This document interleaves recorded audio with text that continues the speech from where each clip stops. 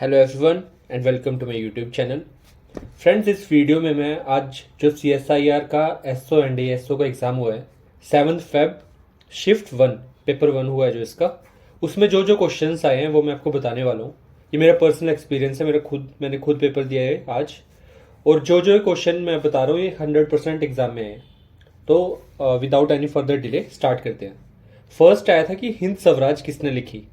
Answer simple था, इसको लिखा था महात्मा गांधी जी ने। देन आया था सर्वेंट ऑफ इंडियन सोसाइटी, ये इसके फाउंडर कौन थे। थर्ड आया था कि जो स्वामी विवेकानंद जी थे उनके गुरु कौन थे, उनका उनका नाम बताना था। फोर्थ क्वेश्चन था कि टीपू सुल्तान के फादर कौन थे। देन सेम एक इंडस से क्वेश्चन आया था कि इंडस, हम काफ़ी बार सुनते हैं, ऐसा क्वेश्चन था कि काफ़ी बार सुनते हैं, तो ये क्या चीज़ है, रिवर है, पहाड़ी है, वैली है, क्या है। तो ऐसा क्वेश्चन बना था एक इंडस के ऊपर। देन आया था कि डू और डाई किसने बोला। पता है हमें, महात्मा गांधी ने बोला था 1942 में। सेवंथ क्वेश्चन था कि गांधी जी को फादर ऑफ नेशन किसने बोला। आंसर पता है हमें, किसने बोला, कमेंट सेक्शन में बताओ। एट्थ क्वेश्चन आया कि ताजमहल किसके लिए बना था।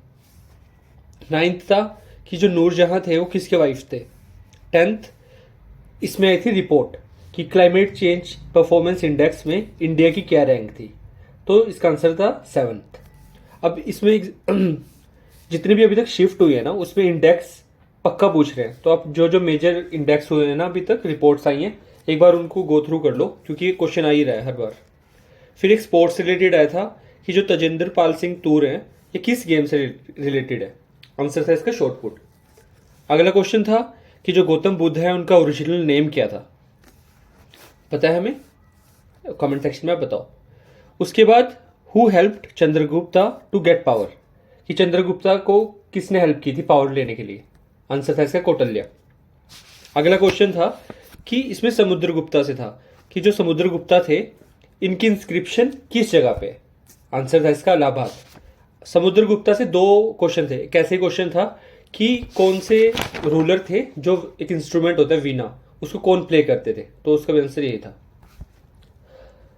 16th क्वेश्चन आया था कि इंडस साइट्स पे, एक तो इंडस का पहले आया था कि क्या चीज़ है, और ऐसा से एक आया था हड़प्पा सिविलाइजेशन के टाइम से कि लोकेशन दे रही थी 3 कि लोथल, रोपड़ और एक और तीसरी थी कोई राजस्थान की, तो इन्हें मैच करना था कौन कौन से स्टेट में। अगला क्वेश्चन था अर्थशास्त्र के ऊपर, बुक का था कि कौन सी बुक, हमें अर्थशास्त्र से रिलेटेड क्वेश्चन था कि कौन सी बुक के ये फीचर्स है, ऐसा सा कुछ था। देन 18th क्वेश्चन था हमारा कि नेशनल गेम्स जो हमारे 37th हुए हैं वो किस स्टेट में हुए हैं। आंसर था इसका गोवा। 19th था कि किस स्टेट ने अभी एक गैंगेटिक डॉल्फिन को स्टेट एनिमल अनाउंस किया। आंसर था इसका यूपी। अगला क्वेश्चन था कि जो बरडोली सत्याग्रह था इसको किसने स्टार्ट किया। नेक्स्ट क्वेश्चन था हमारा कि फर्स्ट बैटल ऑफ पानीपत की हुई थी 1526 में। एक साइड तो बाबर थे, तो उन्होंने किसके साथ फाइट की थी इसमें, तो इसका आंसर था इब्राहिम लोदी। अगला क्वेश्चन एक मराठा से था, एग्जैक्ट मेरे को याद नहीं, पर एक फोर्ट था कि फोर्ट दे दिया था और बोला था कि किस रूलर के अंडर बने। ऑप्शन में था एक पेशवा बाजीराव 1,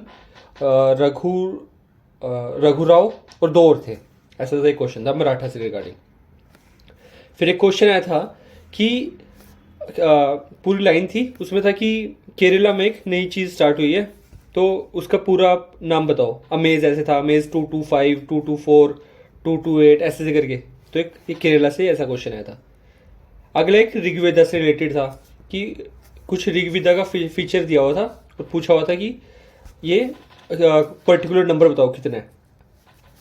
पर एक लास्ट जो क्वेश्चन मेरे को याद है उसमें था कि ऑयल स्पिल की कॉन्फ्रेंस हुई है कहीं, तो इन्होंने पूछा था कि स्टेट में हुई है कॉन्फ्रेंस, तो सॉरी। और एक लास्ट क्वेश्चन और था कि जो अभी दिल्ली में एक नई वो बनी है हमारी भारत मंडपम, तो उसके रिगार्डिंग एक क्वेश्चन था। तो ये बेसिकली ये क्वेश्चन है जो मेरे को करंट अफेयर्स से याद है।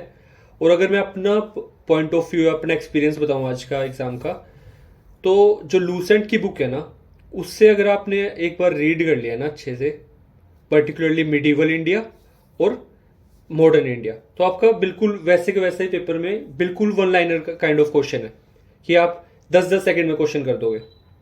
तो आपने क्या करना है, अगर मेरी मानो, जो जहाँ से इमरजेंस ऑफ गांधी स्टार्ट होता है ना मॉडर्न इंडिया में, वहाँ से शुरू कर दो कि गांधी जी को, जैसे 2 क्वेश्चन आ चुके हैं, एक आज फादर ऑफ नेशन है और एक कल भी आया था कि कल या परसों की महात्मा की इन्होंने बोला। तो ऐसे से ये एक एक लाइनर टाइप क्वेश्चन आप पढ़ लो फटाफट। और उसके बाद वहाँ पे एसोसिएशंस, कुछ मूवमेंट, जैसे आज ये था बरदौली सत्याग्रह, तो ऐसी बहुत सारी मूवमेंट्स हैं, उनके फाउंडर याद कर लो। और एंशियंट इंडिया में क्या करो कि ऊपर ऊपर से पढ़ लो अभी कि कौन सा डेंसिटी थी और उसका फाउंडर कौन था। इससे क्या होगा कि यही क्वेश्चन आ रहे हैं, मतलब कि 15 सेकंड भी नहीं लगने हैं आपको, अगर आपको पता है, बस देखना और टिक करना, बस इतना ही टाइम लग रहा है इसमें। और बाकी बात करूँ मैं अगर पॉलिटी की, तो पॉलिटी में क्या था कि आर्टिकल से बहुत ज़्यादा क्वेश्चन पूछे हुए थे आज, कि कौन सा आर्टिकल किससे रिलेटेड है। 42nd और 44 अमेंडमेंट के 5-6 क्वेश्चन थे। उसके बाद पंचायत राज के बहुत क्वेश्चन थे, और क्वेश्चन थे इनके अलावा म्यूनिसिपल पार्टी के बहुत थे। और एक डीपीएसपी से था, डीपीएसपी से ऐसा कुछ था कि वेलफेयर स्टेट किससे मिलता है ऐसा। और फंडामेंटल राइट से 2 थे। एक क्वेश्चन था कि जब फंडामेंटल राइट का फीचर क्या नहीं है, नहीं कौन सा फीचर है। ऑप्शन में था राइट टू इक्वालिटी, और साथ में था इसकी राइट अगेंस्ट एक्सप्लोटेशन और कॉन्स्टिट्यूशनल इम्यूनिटी, ऐसा ये आंसर था इसका।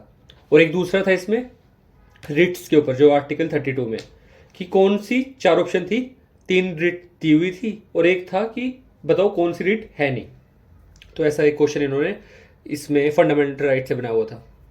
तो बेसिकली क्या है कि पॉलिटी अगर आपने अभी की हुई है तो बहुत बढ़िया, अगर अभी करनी है तो क्या करो, fundamental right, DPSP, fundamental duty और कॉन्स्टिट्यूशनल और नॉन कॉन्स्टिट्यूशनल बॉडीज, ये पक्का कर लो, इससे क्वेश्चन आ ही आ रहा है। और लास्ट अगर बात करूँ मैं इंग्लिश की, तो इंग्लिश में 2 कॉम्प्रिहेंशन थे। एक तो हमारा नॉर्मल जैसे होता है कि स्टोरी टाइप, एक तो वैसा था, और एक इन्होंने एक नई चीज़ देखी हुई कि पोएम दी हुई थी। तो आपको क्या है कि पोएम में आपको खुद अपने अंडरस्टैंडिंग से बताना है कि इस वे में पोएम जो क्वेश्चन क्या डिमांड है, ऐसा सा एक नई चीज़ देखी मैंने। और क्या है कि इंग्लिश का लेवल भी काफ़ी डिसेंट था, कि मतलब इतनी डिफिकल्ट नहीं थी। 2 घंटे का पेपर था, आपका 1.5 घंटे में आराम से पेपर हो जाएगा।